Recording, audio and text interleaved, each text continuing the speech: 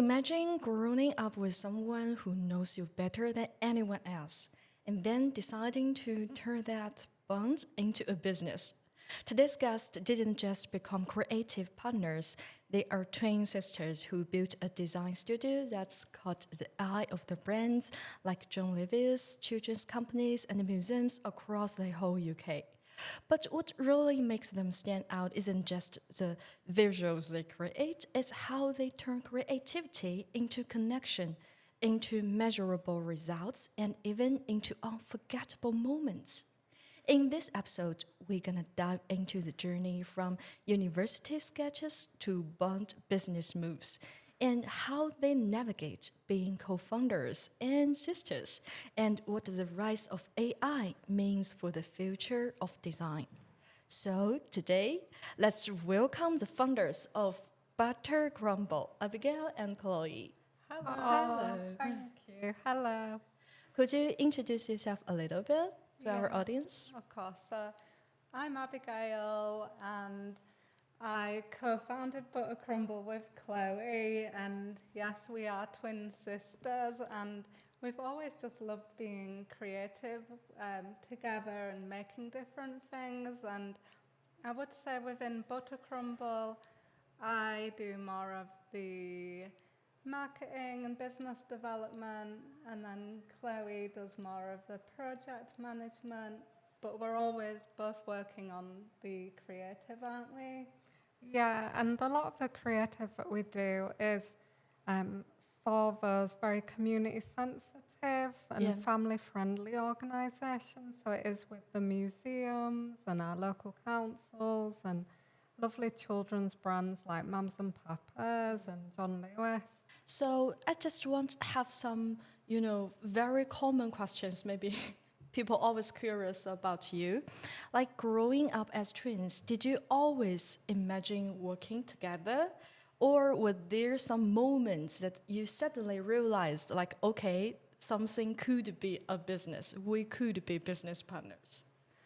I think that the business came together very naturally for us. Like Abigail said, we've always loved creating together. Our granddad used to work in a printers, and he would bring home newsprint and reams of paper, and we would just scribble away and doodle and collaborate together. And that kind of continued really, and we went to university and studied graphic design together again. We couldn't get apart from each other, could we? No, yeah, it's been really lovely. I think like we feel so fortunate that we are able to work with each other.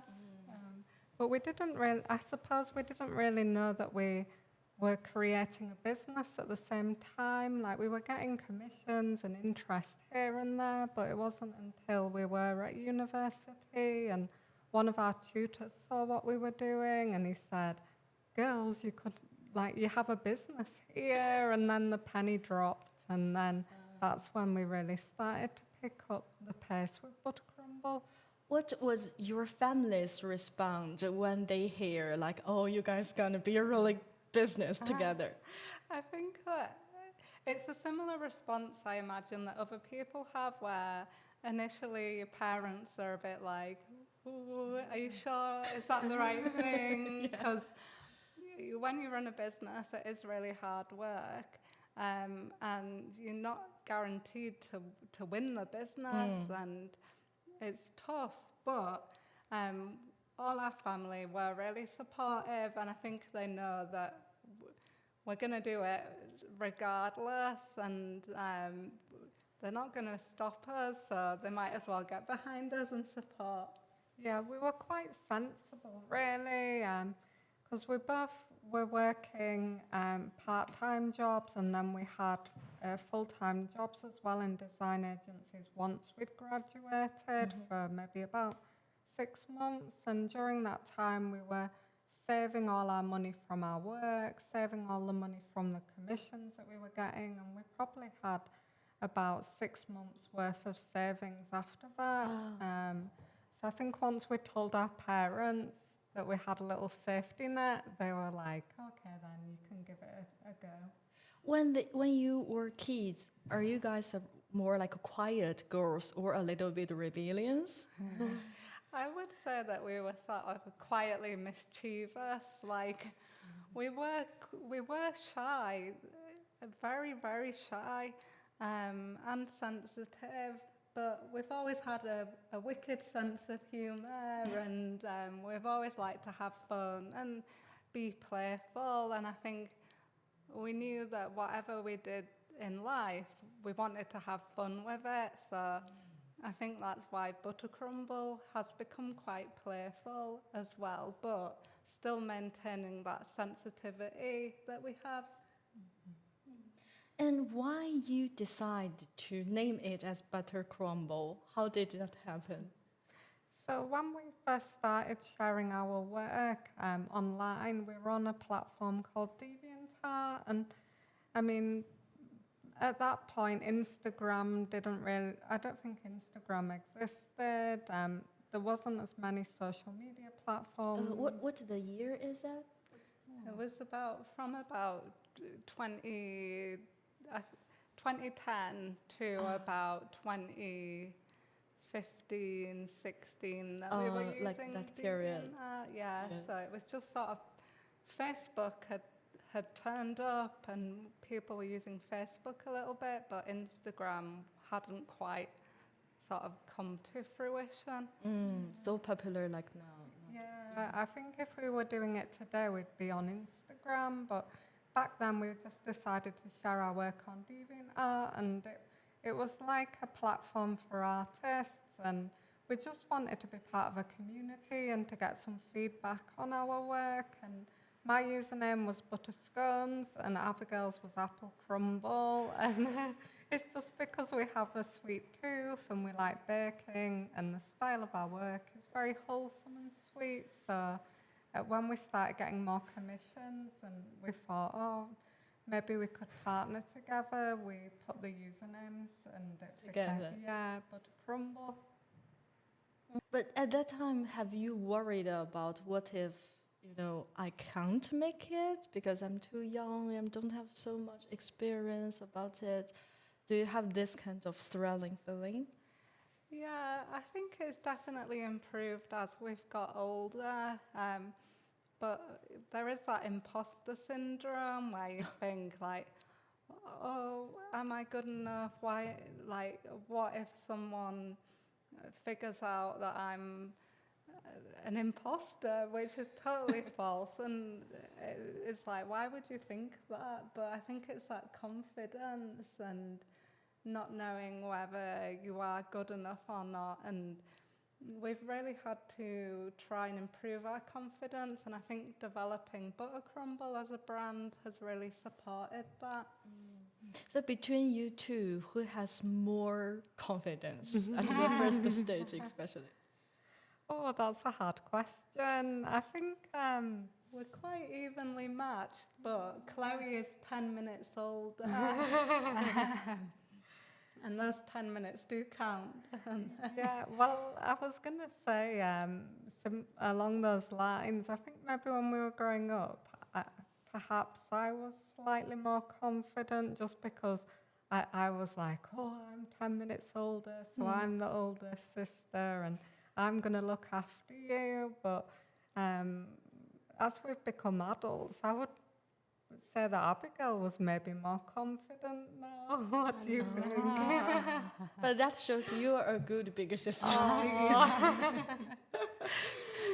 So after graduation, was it tough to find clients besides the first one, first email, everything?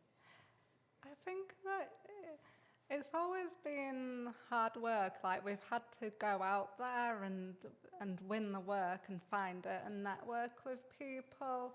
It hasn't just sort of landed on our laps. However, I think because we've just been so tenacious and we've just been like a dog with a bone. Like, you just keep going for it, and it doesn't matter. If we didn't win an opportunity, we'd have another one lined up. And I think there is no bigger incentive than getting paid when you are running your own business, because you know that if you don't get the work, you don't get paid, you don't really have a business if there's no income. So we've just been dedicated to it. Like, we have to make this work.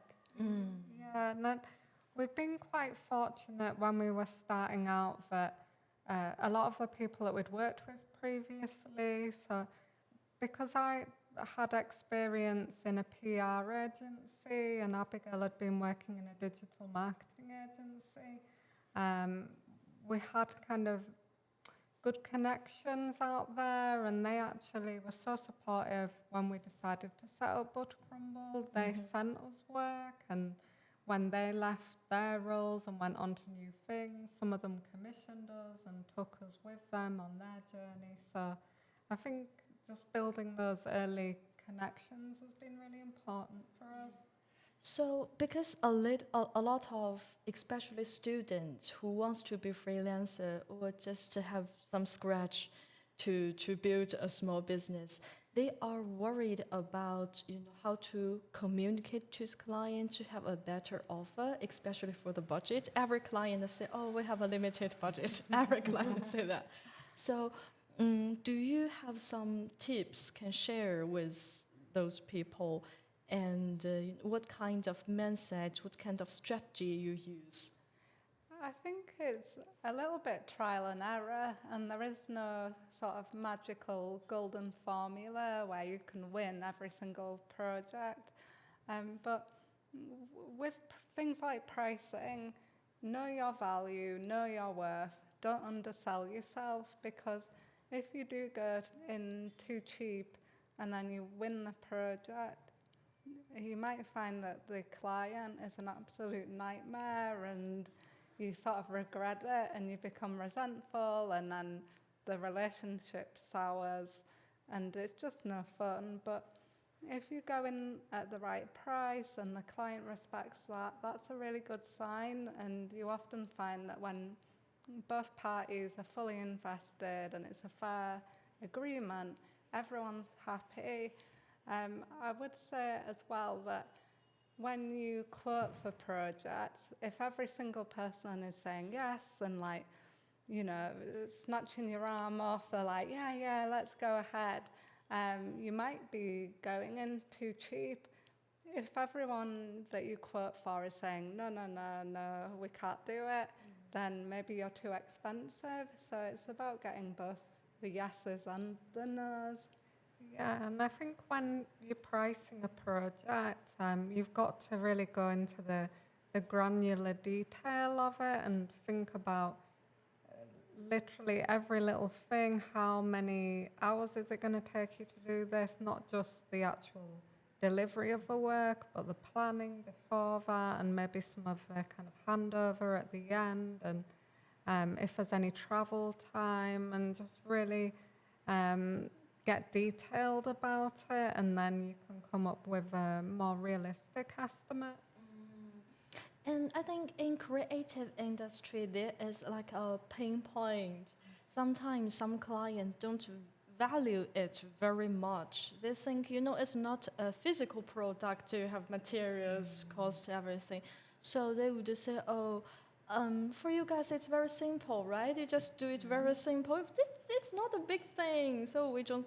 Have you faced this kind of clients, and usually how do you handle with that? Yeah, but sometimes you get them say like, "Oh, you like being creative; it's your hobby," and it's like, well, it's my livelihood actually. And I think if a client is like that, it is a little bit of a red flag for us, isn't it? Yeah, I would say in terms of our clients, we have some amazing partnerships, and everybody is really respectful, but it's maybe more of a kind of, we've seen a lot of opportunities where they're like, oh, can you submit some designs first? And they actually want you to do the work before. For free, for like a trial. Yeah, exactly. And I think it's because they do think, oh, like it's fun for you to just do a few sketches. But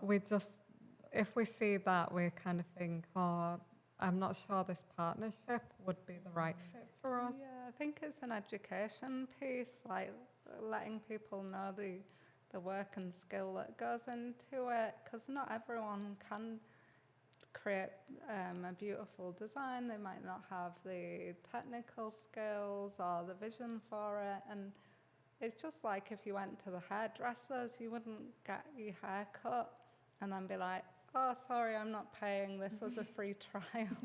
Like, you have to pay for these Yeah, things. it's So like you go to a restaurant. You just say, okay, I'll order 10 foods and you do it for me. After Yeah. that, say, oh, I don't like it. Bye. I'm full. I'm full.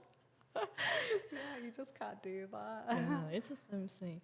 So go back to the core business of you guys. You always mention, and I really admire that you create the connection, the resonate with people. So it's not only just to scratch something.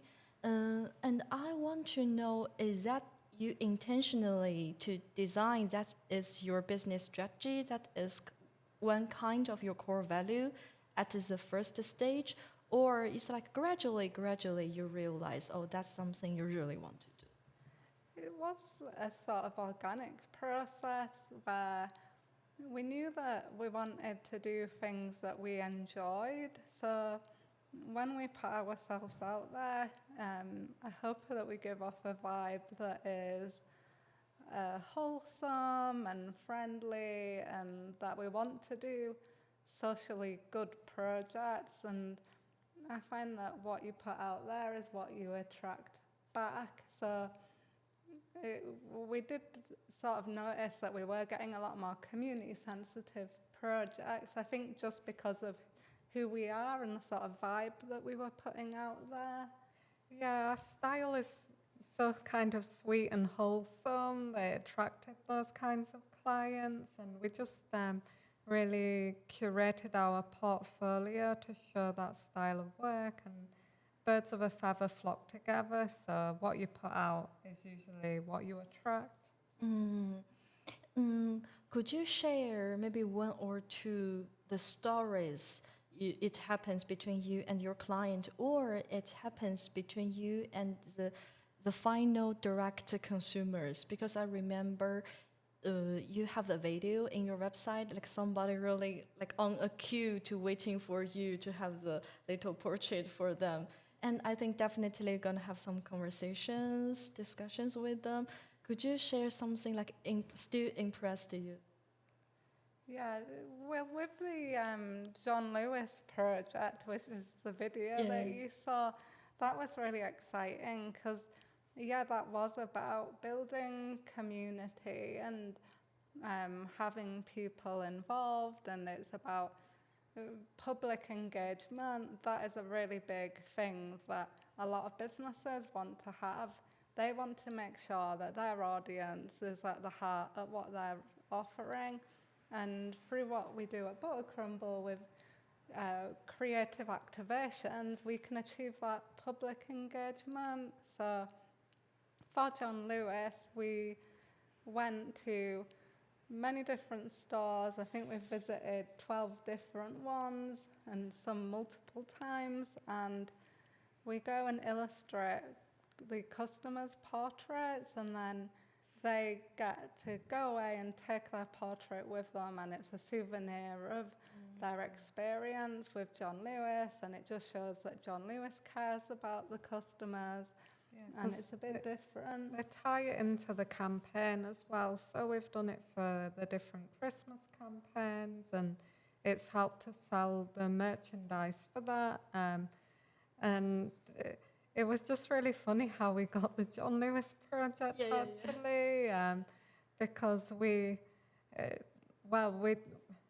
at the time we knew that we wanted to get a big household name on our books in order to give us a bit of credibility. We'd only been doing the business for, was it? It was just over a year, maybe. Yeah, so Victoria Gate, the new shopping centre, had just opened in Leeds, and they were doing a special shopping evening. So we decided that we'd rock up with our easels, and we wanted to attract the attention of the brands based there. So we started illustrating portraits of shoppers and before we knew it, we had a big queue forming of people wanting their butter crumble portrait, and it did create a spectacle, which was exactly what we wanted.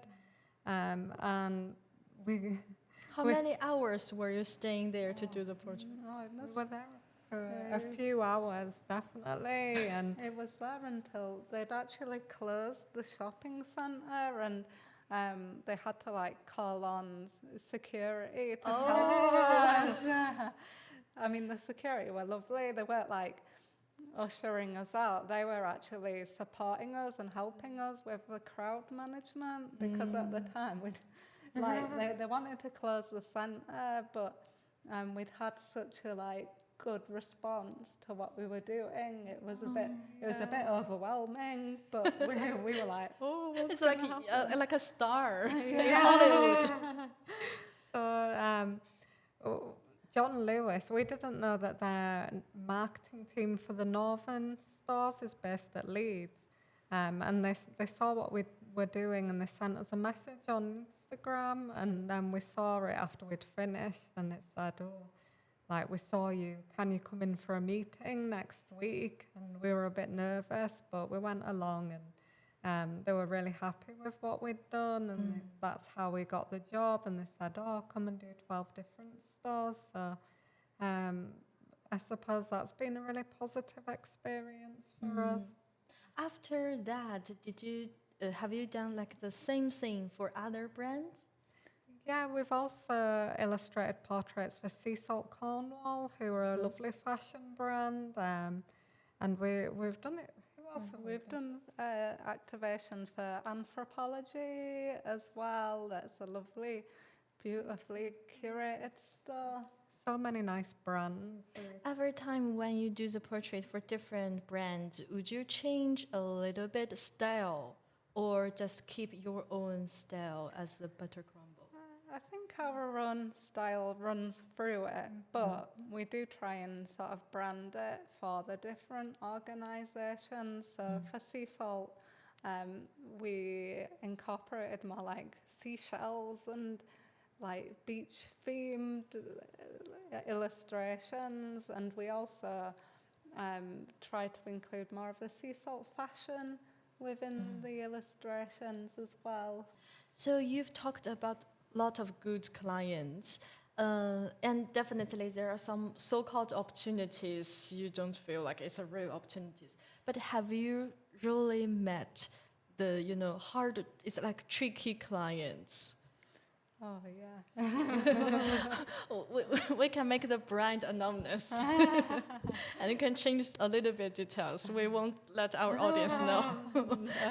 So can you share maybe a little bit thing? It's like people's always curious what's gonna happen. It sounds like so glamorous about being creative and business, but what's the real, life in it beneath the carpet? I think the biggest challenge is usually time frames. People tend to have wanted something yesterday, and it's all a bit last minute, and they approach us and they say, look, I know it's a tight time frame, but can we deliver something now? And we did that for we did a project recently for the East Riding of Yorkshire Council. They wanted to launch a new high ropes course. Have you ever done Go Ape? Where you go on a zip wire and you climb on ropes, and like a big I got it. adventure course. Yeah, So they yeah, were yeah. launching one of those, and I think we only had about 6. Was it? It was only about 6 weeks to create the brand and launch it. Yeah. So it was a really tight turnaround, but it was such a fabulous project. And the team were amazing because they got really stuck in and did what they could to help. So it was challenging, but we just always kind of roll our sleeves up and we say, right, what do we need to do? And we keep the communication going all the time. Like, we were having weekly catch-ups, and this was across the whole team. And the project was a big success, wasn't it? Yeah, it went really well, but I think we managed that project so successfully because we'd had experiences with on challenging projects before, and now we know to like manage the expectations from the get-go. Like, don't wait till you're sort of halfway through the project to be like, oh no, this isn't working. Like, you need to really outline everything straight away and make it really clear. And we get better at recognizing any like red flags. You just do, it becomes intuitive. And if you do have a tricky client, you have to be empathetic and understand where they're coming from. But then also don't forget about your own integrity and morals. Like, you have to stay true to you as well and try to be diplomatic. Hopefully that's a diplomatic response. Yeah, no, I think that's true because it's not really, well, I don't think it's the client that's being difficult. Sometimes it's like, Situation. it's a difficult situation. And I mean, at the end of the day, everybody's just trying the best and wanting to make it work. So you've got to have that can-do attitude. I have heard some of my friends working in design industry, but they're in China. I don't know it's unique or common. It's like they told me sometimes the clients don't know what they exactly want, and they just give you some ideas. And once you do it, they say, "Oh, that's not what I want. Actually, I want this one." And this one and this one after different kind of versions. Maybe they say, oh, finally, I decide to choose the first one. And that's really frustrating. Is this common or have you been experienced it? It is common. I remember one client, and whatever we did, we couldn't satisfy them because they were like, oh, I'll know when I see it. Which is really difficult because we could just keep going on and on forever, doing multiple revisions. So what we did was invite them into the studio, and we were, it was friendly, and we were trying to be supportive, and we handed them a sheet of blank paper and gave them a pen and said, we want you to draw what it is that you want to show us. And then they looked at the piece of paper and the pen, and they were like, oh no, this is really difficult. And you could see that it clicked with them at that point, that they realised that actually there's a lot of value within what we do, and you can't just sort of poke around in the dark forever trying to come up with this perfect design. Like, we all have to work together, and from that point, they were actually really helpful, and I think they just realised that it isn't so easy as just like magicking this designer. I think you've got to deliver the rationale as well with the design. Like, we have a really clear process at Book Crumble, and we always do research before we produce any design. So at least when we can deliver something to the client, we can say, this is why we've done it this colour, or this is why it looks this way. And it's all backed up by evidence. And then it's very difficult for somebody to argue with that. They just look at it and they're like, oh, yeah, that makes sense. I get it. And then it's usually just a case of tweaking rather than back to the drawing board and to start all over again. It's about like the decision-making process. It's not, oh, I'm sitting here sipping my coffee and waiting for some sparkling thing in my mind, right? Yeah. But have you have some struggle in some case, like you really feel you are lacking some like inspiration? Maybe you search something for decision, that part you already have some clue, but how to make it more inspiring, interesting, innovative, you feel like you lack of some like the sparkles. I think it happens to everybody. Like, we've all heard of a writer's block, or your creative juices aren't flowing. And I always think the best thing to do is just to get started. Like, sometimes the hardest thing is when you sat with a blank piece of paper and you're looking at it and you're thinking, there's no ideas, like it's not, inspiration hasn't hit. But it's not always about those light bulb moments. Sometimes you've just got to get your pencil onto the paper and start drawing, even if you don't know where you're going with it. What are you drawing? Just doodle. And it's the actual process of creating something sometimes that generates more ideas. I think as well it's being comfortable with when you're creating a design, it might look really rubbish right up until the last moment, because there is a process and you have to sit with it and work on it and improve it. And I think with social media and things now, there's a lot of this instant gratification where you want something to be perfect right now, straight away. But it doesn't always work like that. So you have to be able to sit and be uncomfortable and think, oh, this is looking a bit rubbish. But it does improve and you keep working on it. And eventually you're like, oh, it's clicked, like it's come together now. And yeah, don't be afraid of going through that messy bit. Just get started, like Chloe suggested. Would you like have a deep talk when you're stuck in something, like inspire each others? And would you have some like situations you have a little bit disagreement with each others? Yeah, we do. Sometimes we disagree. Generally, I would say we're very in sync, aren't we? Like, we get on so well. But that is not to say there hasn't been arguments. Because we're human. Yeah, and it's a very intense relationship because not only are we twin sisters, but we're in business together as well. But the arguments are a good thing because sometimes if I show Abigail something and she says, no, I think it needs to be like this, and then I probably go back like, no, well, I think it needs to be like this. But then actually I'm like, oh, wait a minute. Actually, I see Abigail's point, and then I'm like, oh, well, I get your point, but maybe we could do it a bit like this. It like you kind of meet that sweet spot in the middle, and it's good to have the challenges, because otherwise you're not going to improve on the work. And I actually really appreciate that critical eye sometimes.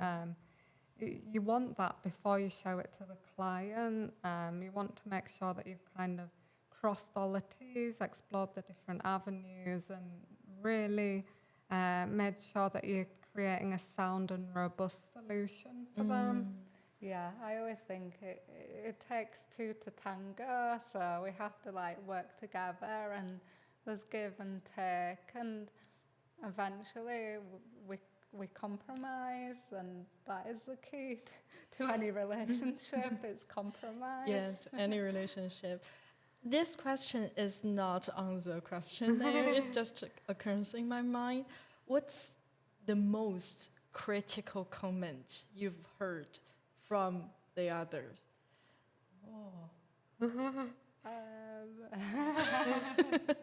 Suddenly, I like this moment. To be honest, I think we're both quite, I mean, we do say, like, are quite straight talking with each other. Like, we're like, no, I don't get it. Or I don't like that one. But then we would follow up and have like a constructive reason. So in that regard, we're quite kind to each other. I mean, we have had clients deliver us brutal feedback. Yeah, like they'll use swear words that we can't really repeat. But you have to grow a tough skin. If you work in the creative industries, you do have to be tough because you do get some harsh feedback. But that is too harsh.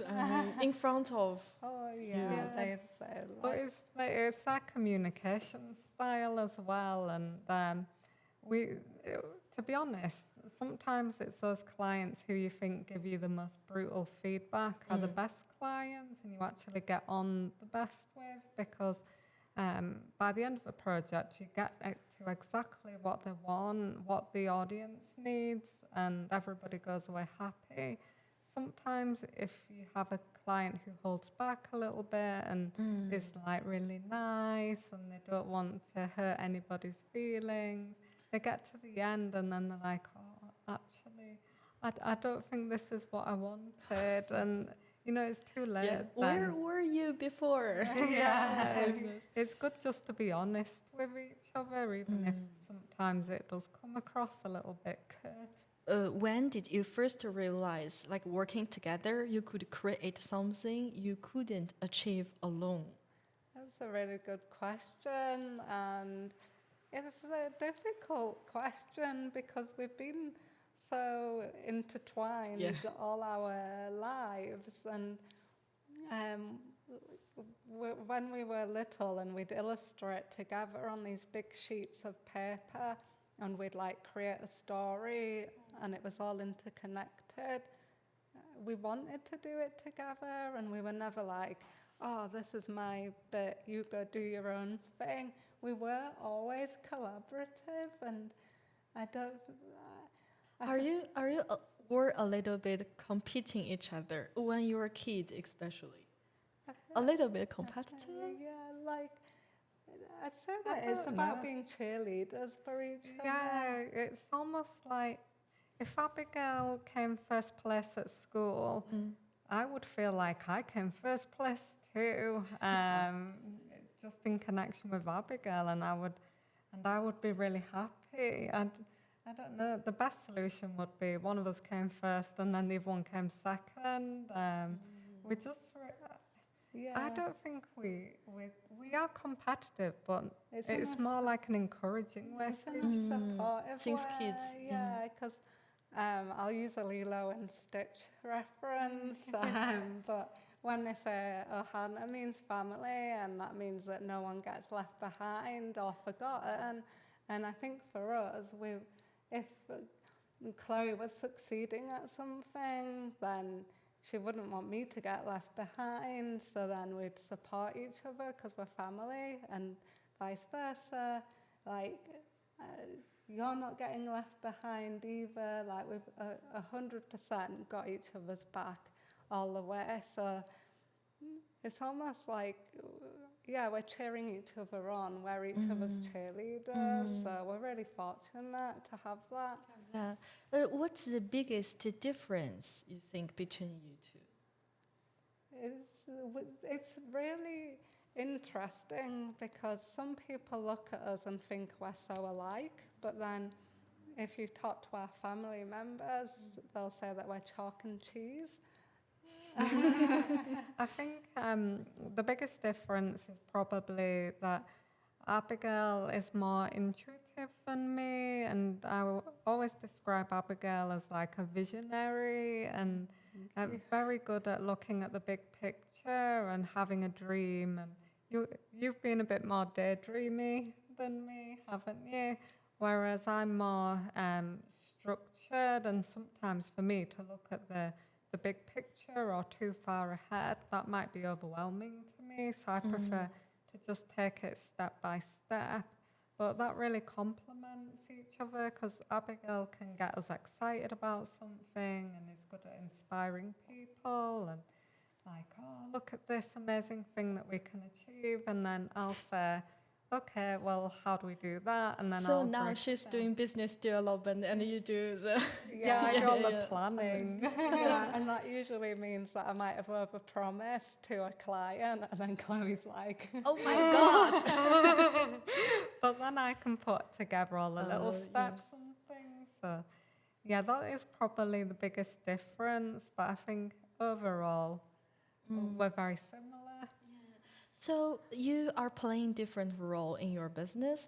Is that pretty solid at the first stage because you already know there are some difference between you two, or it's also a very organic, naturally gradually to this? It was a conscious decision because before we had these sort of more distinctive roles, we were like stepping on each other's toes a bit too much. Like, I would be working on something and then I'd be like, oh, Chloe, what do you think of this? And then Chloe would be like, why are you working on that? I've already done it. And then I'd be like, oh no. So we had to learn to separate the roles out a little bit. And what Chloe does now does sort of match more of Chloe's personality and skill set, and what I do matches mine. However, that's not to say that we couldn't do each other's roles if we needed to. Yeah, we really had to have a conversation about it and be very mindful and planned out what the different roles would be. But yeah, like Abigail said at first, we were both doing everything. So, what's the biggest takeaway? What did you learn from this journey, like individually? I think it's been a real confidence builder for me because, as we've mentioned before, we were very shy and I'd struggle to even like go into a shop and pay for something on my own because I'd be so shy about the interaction. But then I slowly sort of grew in confidence because when you're in business, you have to be able to put yourself out there. I sort of got tired, I suppose, of being shy because when you are quiet, you often get sort of pushed to the back, really. And I was like, no, I've got something important to offer and I want to be seen. So bit by bit, I slowly grew in confidence, and I think it's the learning was, yes, you can put yourself out there and bad things aren't gonna necessarily happen. Like you'll be fine, you're okay, like you'll keep growing, and even if you do make a mistake, you'll learn from it and get over it and move on to the next thing. So I think that's been a really big learning for me. Yeah, similar for me as well. And to extend on that, I think it is when you're starting out, a lot of people say, oh, it's not what you know, it's who you know. But I actually think it's not what you know, it's not who you know, it's who knows you. That's a really good point. Yeah, so you've got to make sure that you're the first person in that person's mind when they're like, oh, I need some new branding or I need a website design. And then they'll think, oh, Buttercrumble could do that. But they're not going to come to that thought unless you're already building a good relationship with them and you've not been afraid to knock on their door and to go out and not be shy, like Abigail said. And then another good learning was that people buy what you sell. So I think sometimes you're like, oh, why aren't we getting any more commissions for this type of work? Like, Yeah. I think at a point we were doing so much illustration, which we love, Yeah. but as a creative, you want to do a bit of everything, and I think we were wanting a bit more variety, maybe some more branding and other graphic design things, and I realised that we weren't really promoting those services. So as soon as we started talking about that to people, we received more inquiries, and it just seemed like such a simple thing. But I don't think people always, you kind of assume that people know what you're selling, and they might not. So don't be afraid to put that out there. I really want to dive in deeper because I really love what you said. It's not who you know, it's about who know you. So how do you promoting your companies, and how do you let people know you? I think we just get out there, like with the John Lewis opportunity. Yeah. We were physically in front of people and created a bit of excitement and spectacle. I mean, of course, not everybody can go and stand outside the brand that they want to work for and create a fuss. But there's other things that we've done similar to that, like we really wanted to work with Chester Zoo. So we sent them letters and little gifts and things in the post for about 6 months. Oh, And so we're stalking them, I promise. So, yes, eventually they gave in and they were like, okay, we'll give you a project if you stop harassing us. So we've worked with Chester Zoo a lot on different projects, and that's been a really nice relationship. And I think it's just about being seen. Like a lot of people are scared to go to networking and they put too much expectations on it, Yeah. like, oh, I've got to talk to everyone and I've got to come out with 10 new projects. It doesn't work like that.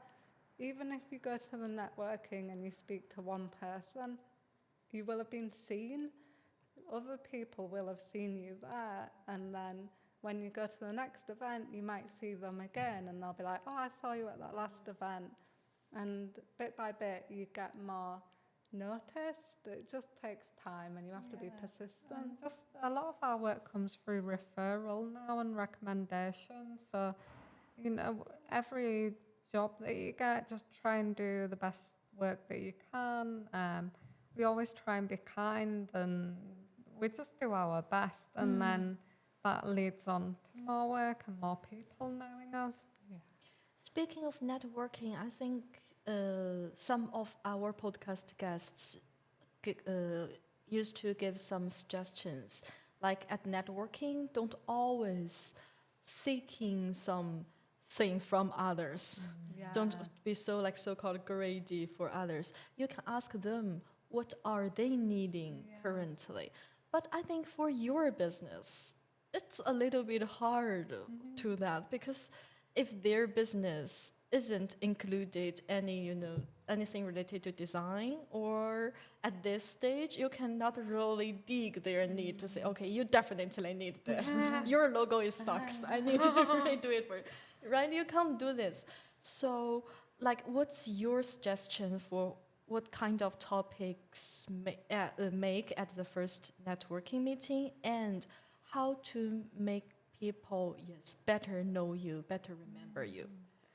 I think when you go to a networking event, to answer the first part of the question, we still do ask people about what their business challenges are, or how are they finding things at the moment, because we might know somebody else that can help them, or we could even recommend their service to other people, and we just try and build a bit of a community and put people in touch who we think would be a good match, and we just take a genuine interest. To me, I'm not going in thinking I'm going to get business out of this person. I'm thinking oh, this could be a friend or a customer for somebody else, or maybe they could help us. And I think just going in with those open questions and then seeing where it leads. It's a long-term run, it's not a short-term. And then for being remembered, it does help that we're twin sisters. So I think that we stand out in a group. People are like, oh, are they twins?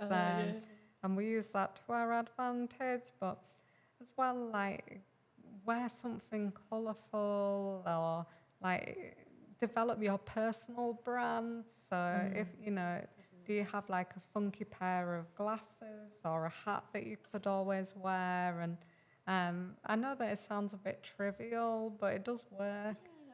Yeah, it's just about building friendships, really, because it is lonely in business. So if you can go out and build your community, and that might be through networking, then that's still a good thing. And I would almost argue that every business needs design in some capacity, because for the businesses that have no design, they don't have an identity, how can they go to market if they have no visuals? So there's always something that we can support with, but it's never, we don't go to a networking with a hard sell. We just go to build relationships. Community, be part of that. What's the one piece of advice you'd give to anyone starting a business with like someone they love? Maybe not only siblings, but yeah, partners or best of friends, because we've heard so much stories end up with miserable. So, what do you think the most important thing for them to keep in mind and keep it in their behaviors? I think creating space to have those conversations, whether they're difficult conversations or they can be happy, positive, celebratory conversations as well. But when you're running a business, you can get so busy and you end up getting into your own lanes and having your head down and work, business, business. And it's difficult then to kind of stick your head up and say, actually, can we talk about this? And to have a really meaningful conversation about things. So we always put time aside every week to have a conversation together and just to see how things are going. And it might not lead into anything kind of difficult or significant or there's not always a celebration, but it's just about making that space. Yeah, and something that someone else told me was that in all relationships where there's conflict, it's usually over two things. So it's the person's wondering, do you really love me? Or who's in charge here? And that's usually what arguments are about. So Or the money. yeah, but Who got paid more? Yeah. it's all even, Stephen. So there's no arguments about that. But yeah, it's like who makes the decisions? So you have to like work out who that person is, and then also just reminding like whoever you're working with that you do care about them and that you know we're all friends here. Let's get along. We're all on the same team, because sometimes you're within a business and you're like, oh, this person's like this team member. I don't think they like me, or we're like fighting against each other. But it's like, no, we need to remember we're all on the same team. We're all working towards the same thing. So yeah, it's about spreading the love and making sure we know who makes the decisions. There needs to be some good leadership, I think, even within a family business. And now, how many other employees, colleagues are you working with? So it's a family affair because we do have another employee, and that is my husband. So he joined the business last year, and he's been helping us a lot with research because he has an academic background, and also he's an amazing social butterfly. So he helps a lot with the communication too, and he's just totally on our team and ready to kind of pick up things as we need them, because as a small business, everybody needs to get stuck together. in. And then we do, from time to time, Abigail's husband comes and works with us as well on specific projects on more of a freelance basis. And we have maybe a few photographers and videographers that we regularly partner with too. So I think, because I'm not sure about the UK culture, business culture in this perspective, would the client love the strong, intense community of your business, or they gonna a little bit hesitate to say, oh, it's not a very, it's not a very organizational big firm like this. What's the client's attitude for this? I think a lot of them like to work with a small family business, because family businesses, they tend to be quite stable with who's in it, who's in the business, and we're not going to pass the client to lots of different people. Like sometimes that happens in a big firm, like you sort of passed from pillar to post and you don't know who your point of contact is. So I think they like working with us because it's very consistent, and we can also be quite agile, so there's no bureaucracy and red tape. we just get things done. It doesn't have to go through like lots of layers of management. We just Everybody needs to sign up something. yeah, we just get things done, and I think people do really like that family aspect. Yeah, they know that we're in business because like we all love each other and because we love working with each other, and I think people get on board with that. They think, oh, like that's just it's so lovely, and they're almost kind of part of that as well, which is nice. Yeah, it's a kind of value you're delivering. That's it. And I think a lot of people also curious one thing about how to evaluate the ROI of the creative product, right? Especially some clients might say, I'm not sure how big impact if I, be your client.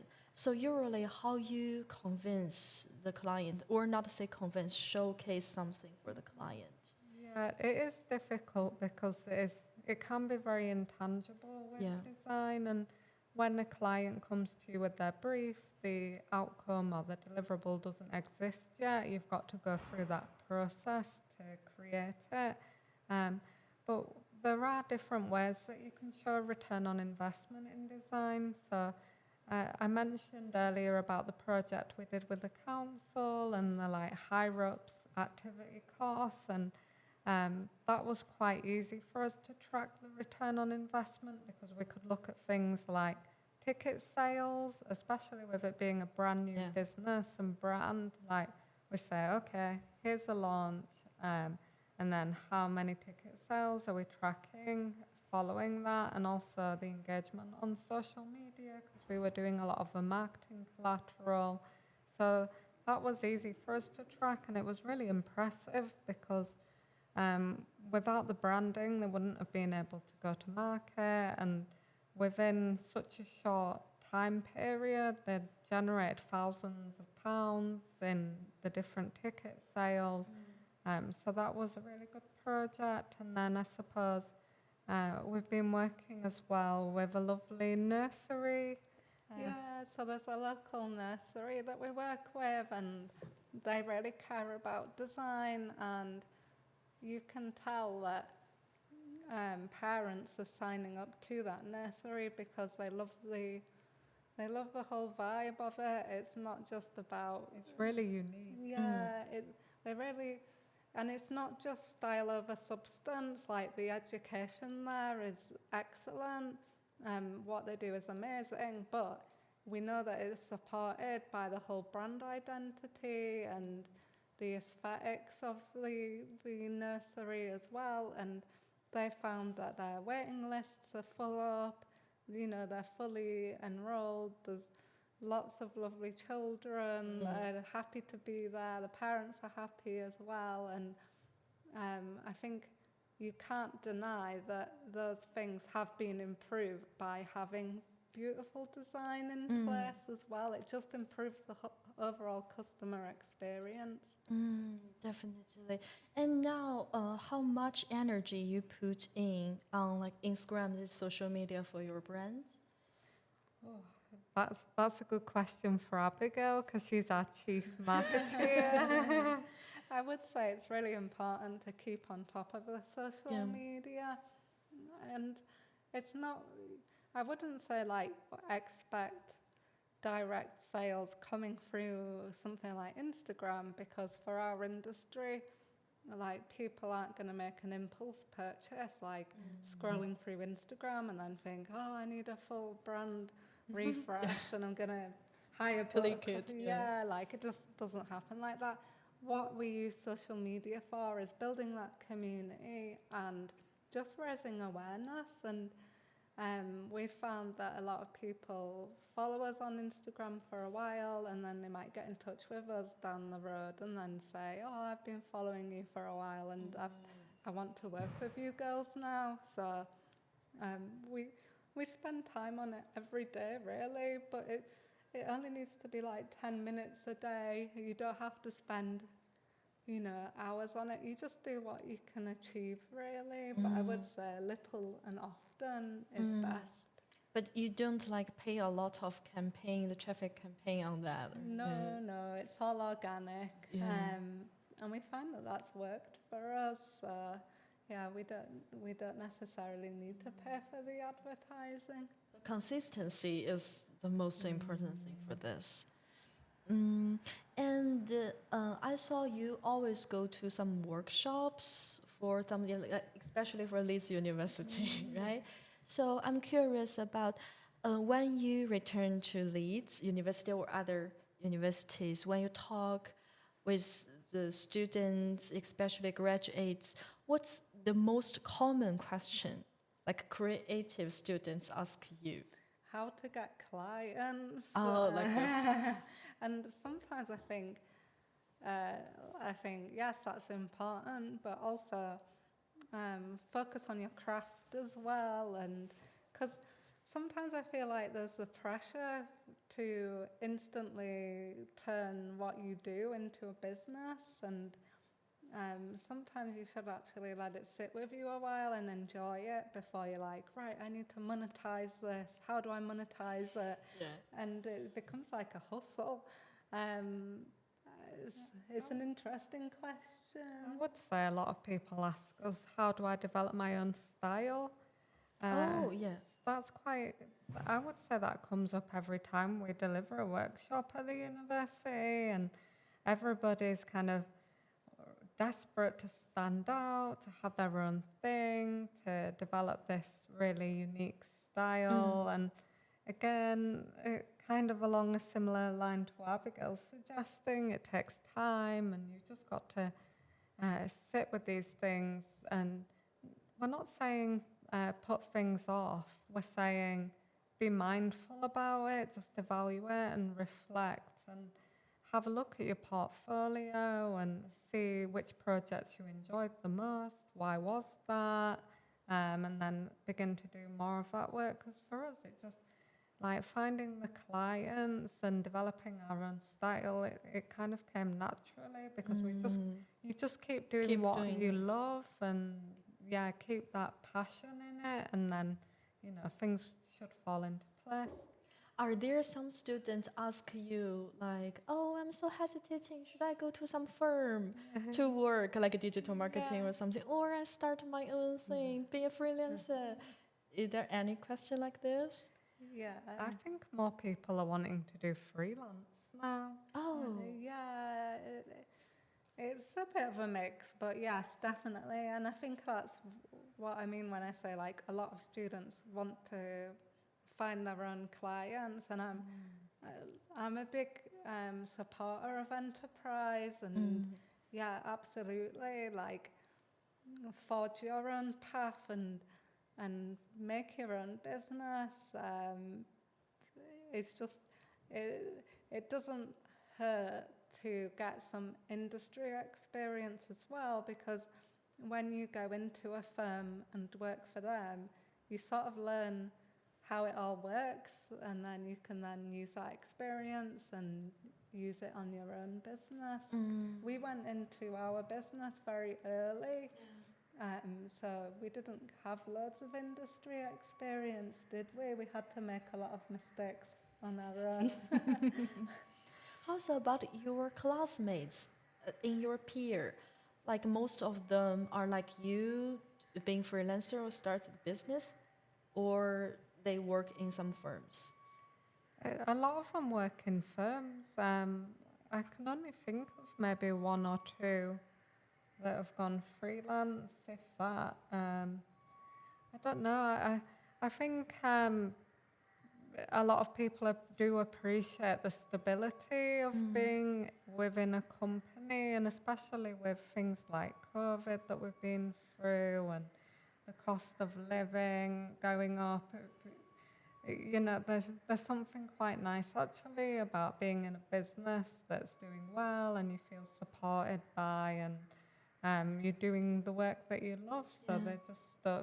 they don't need to have their But own you thing. mentioned that like nowadays, the graduates ask you guys questions are more related to being freelancer. So is there a change? Yeah, definitely. Why do you think there is a change in there? I think because also it's really hard for graduates at the moment, and it's so competitive. There's so many students and graduates all going after the same jobs, and The market is. yeah, it's not a great market.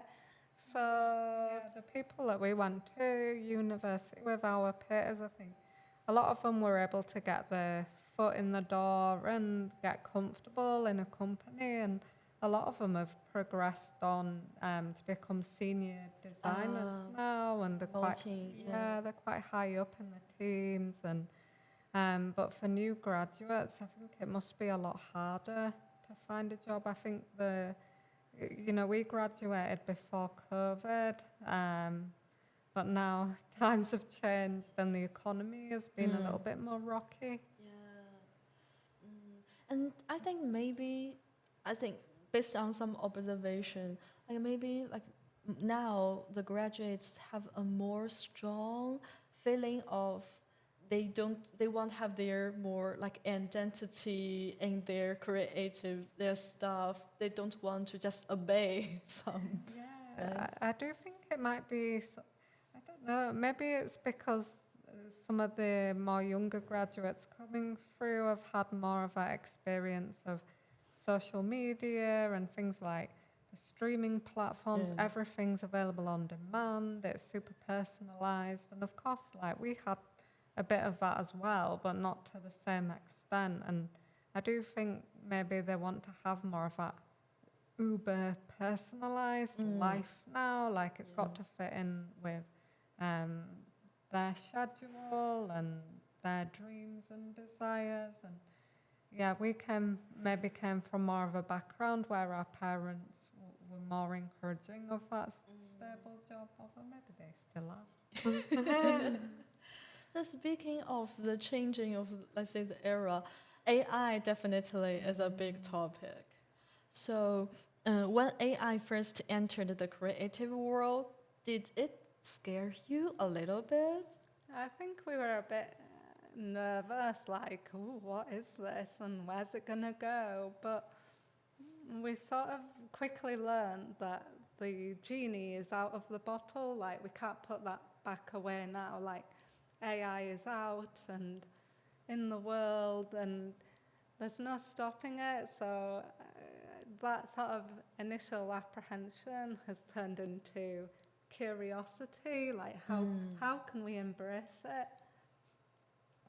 Yeah, I think it's a tool. I don't think it is a replacement for like our services. I mean, our experience, we've had maybe one or two people use AI to come up with some illustrations and designs, and to be honest, I don't think they were Good. yeah, they were. I mean, they were quite good, but they weren't 100% convinced with the results. They weren't.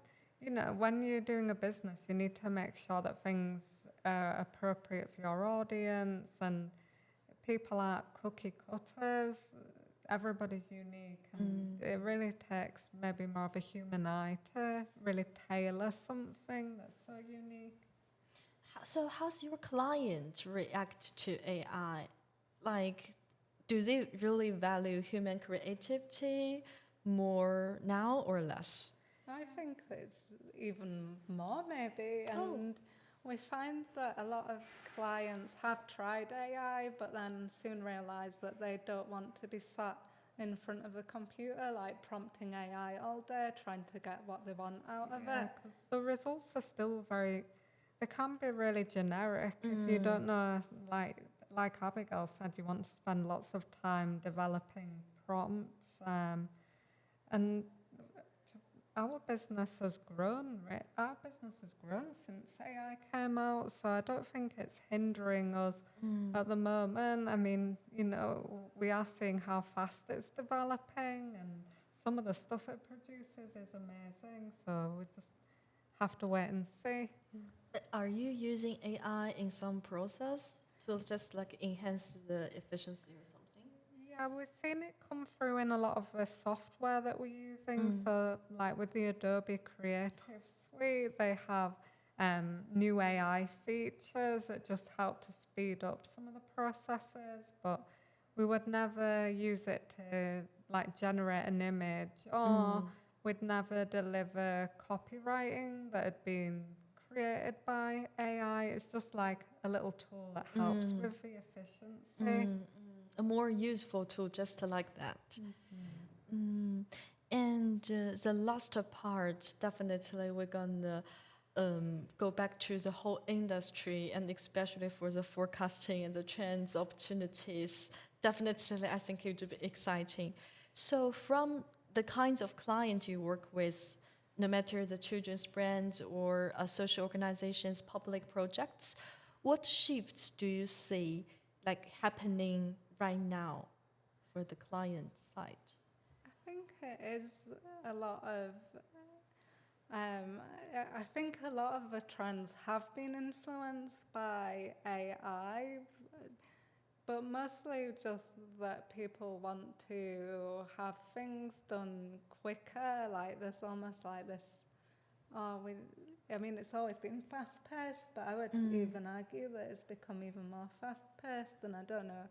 I feel like it might be AI that's involved with that, because now if you stuck and you're like, oh, I don't know how to do this thing, you can. And you used to be able to look through a book, or you would go on Google, but it would take you a bit of time maybe to find the solution. But now with AI, you can just ask ChatGPT, like, oh, how do I do this? And then it'll give you it step by step instantly. And it's that instant gratification, I think, that's become more prevalent. I'd agree with that. What's the like better opportunity, a bigger opportunity do you see at the whole industry, the trends for the design? I think there are big opportunities.